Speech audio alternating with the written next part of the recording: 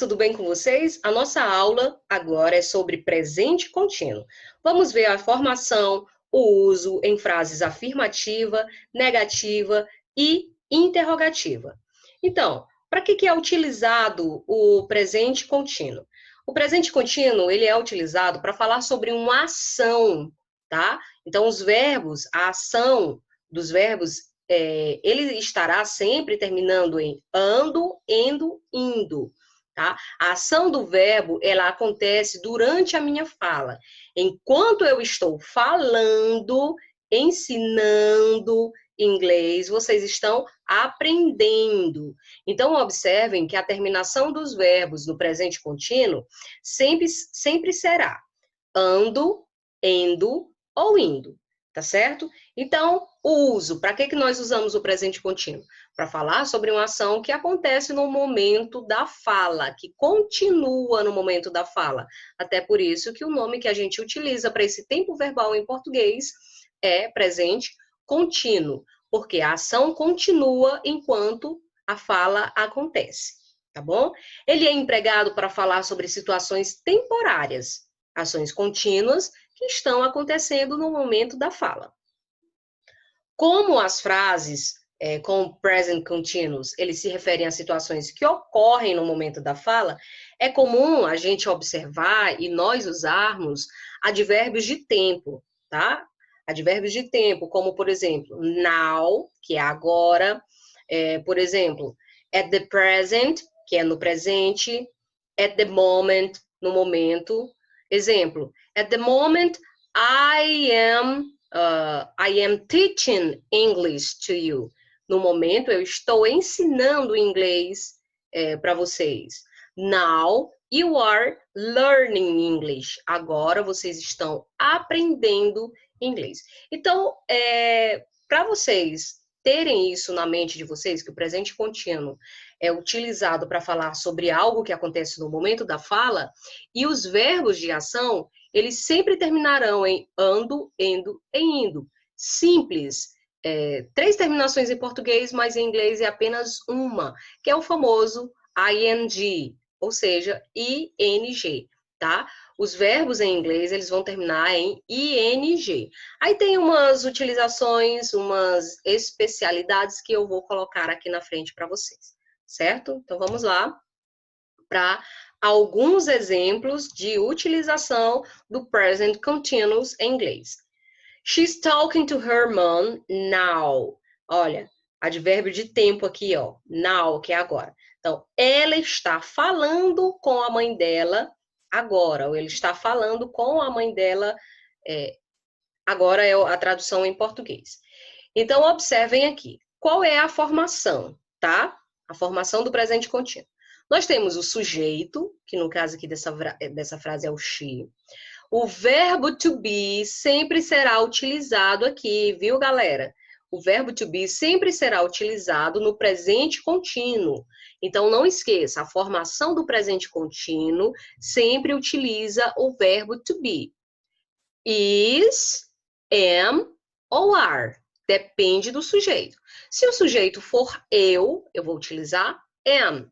Se o sujeito for ele ou ela, eu vou utilizar is. E se o sujeito for plural ou for você, vou utilizar are, ok? Então, quem ainda não aprendeu o verbo to be, volta às minhas aulinhas lá para estudar, responder exercícios, para, de uma vez por todas, aprender o uso do verbo to be. Então, no presente contínuo, a formação é forma afirmativa, sujeito, verbo to be. O verbo principal aqui nessa frase é o verbo talk. Você vai acrescentar ing para ele ficar na forma contínua, né? No presente contínuo. Aí, outro exemplo aqui de uma forma interrogativa. Are they studying at the moment? Observem que o are veio antes do sujeito, que é they, eles.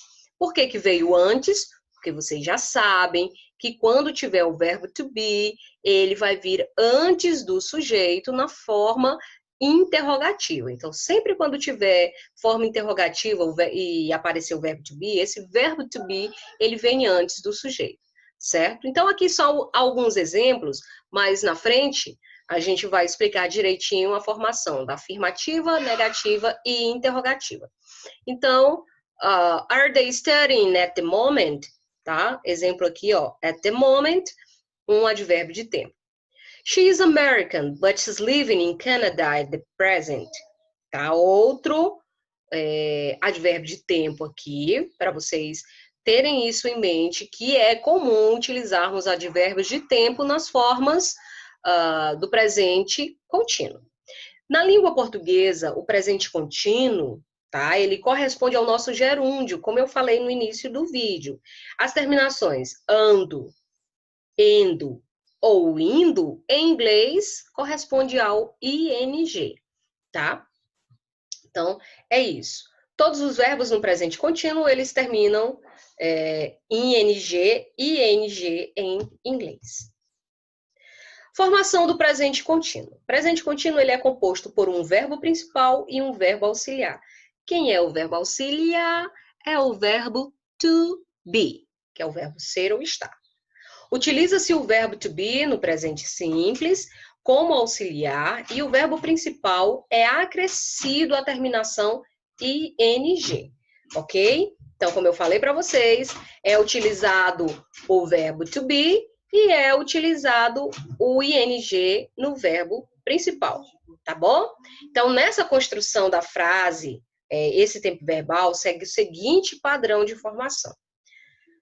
Aqui é forma afirmativa, ok? Sujeito, verbo to be, verbo com ing, mais o complemento da frase, que pode ser qualquer um. Exemplo, she é o sujeito, is é o verbo to be, watch é o verbo principal, aqui acrescenta ing. TV é o complemento da frase. Então, ela está assistindo TV. Essa é a formação na forma afirmativa. Sempre seguirá esse padrão. Sujeito, verbo to be e o verbo principal terminando em ing. Forma negativa. Vamos lá. Na forma negativa, acrescenta-se o not. Qualquer construção verbal, seja presente, passado ou futuro, tá? Forma negativa sempre vai ter esse not, que significa não. Então, você vai acrescentar o not onde? Depois do verbo to be. Então, vai ficar am not, is not, are not. Ou as formas abreviadas que vocês já sabem, ou devem saber, ou é para saber, tá? Então, as frases negativas, elas seguem o seguinte padrão. Sujeito, verbo to be, not, e o verbo com ing e o complemento da frase. Então, na forma negativa, em relação à forma afirmativa, o que vai mudar é o acréscimo do not depois do verbo to be. Exemplo, she is not watching TV. Então, em relação à frase anterior, só acrescentou not depois do verbo to be. Ela não está assistindo TV. Ok? E a forma interrogativa é simples. No uso do verbo to be como verbo auxiliar, sempre quando o verbo to be aparece na forma interrogativa, você vai trocar, inverter de posição o sujeito com o verbo to be. É só mudar de posição e colocar o ponto de interrogação no final, tá? Então, na forma interrogativa, o verbo auxiliar to be, ele aparece no início da frase. Não necessariamente no início da frase, ele aparece antes do sujeito. Por exemplo, porque eu posso fazer uma pergunta com algum pronome interrogativo? Por exemplo, what are you doing now? Né? O que você está fazendo agora? Então, what foi a primeira palavra e não o verbo to be, ok? Então, não necessariamente o verbo to be vai ser a primeira palavra da frase. O que acontece é que o verbo to be ele vai vir antes do sujeito. Exemplo, você coloca o verbo to be antes do sujeito, depois do sujeito você coloca o verbo principal e acrescenta ing. Exemplo, is she watching TV? Tá? Então, você só trocou de lugar o sujeito, she, com o verbo to be, is. Ok? Mais alguns exemplos aqui para a gente estudar. Forma afirmativa, affirmative form. They are studying for the test. They are studying for the test. Sujeito, verbo to be, verbo principal acrescentando ing. Gente, observem. Em algumas construções verbais, a gente tira algumas letras para acrescentar as terminações, não é verdade? No presente contínuo, só vai acontecer de você tirar uma letrinha apenas, que é a letra E. Observem. Se o verbo terminar na letra E, antes de acrescentar o ing, você tem que tirar a letra E. Só acontece de tirar alguma letra nessa ocasião, se o verbo terminar na letra E.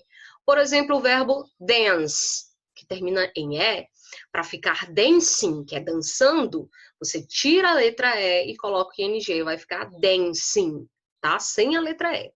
Só acontece de tirar alguma letra nesse momento.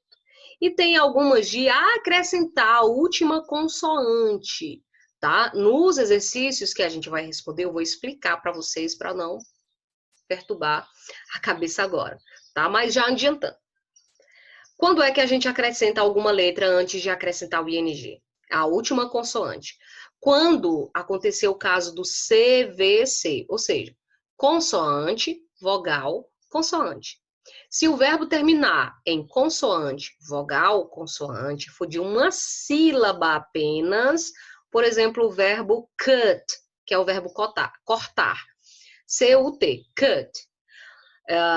Eu tenho que repetir a última letra, que é o T, tá? A última consoante, que é o T, antes de acrescentar ing, para ficar cutting, que é cortando. Outro exemplo, run, que é o verbo correr, tem uma sílaba apenas, run, R-U-N. Para ficar correndo em inglês, eu repito a N no final, então vai ficar 2 N's. Running, correndo, tá? Mas nos exercícios, a gente vai ver outros exemplos, aí eu paro de novo para explicar direitinho essa questão do CVC. Forma negativa, aqui mais um exemplo, o mesmo de cima, então o que a gente faz aqui é apenas acrescentar o not, they are not studying for the test. E a forma interrogativa, troca, né, inverte o sujeito com o verbo to be. Are they studying for the test? Ok, galera? Pay attention. Preste atenção. Nas frases afirmativas, nós podemos usar as formas contraídas do verbo to be, tá? As formas contraídas, abreviadas. I'm, your, his, she's, it, your, we're, they. Tá? As formas contraídas. Nas frases negativas, a gente também pode usar as formas abreviadas, mas não acontece com a primeira pessoa, que é o I am. Primeira pessoa, I am, a gente não abrevia nessa hora aqui. O que você pode abreviar é o I'm, tá? Que é o sujeito e o verbo to be. Mas não se abrevia o verbo to be com o not aqui nesse caso aqui, com o am, viu?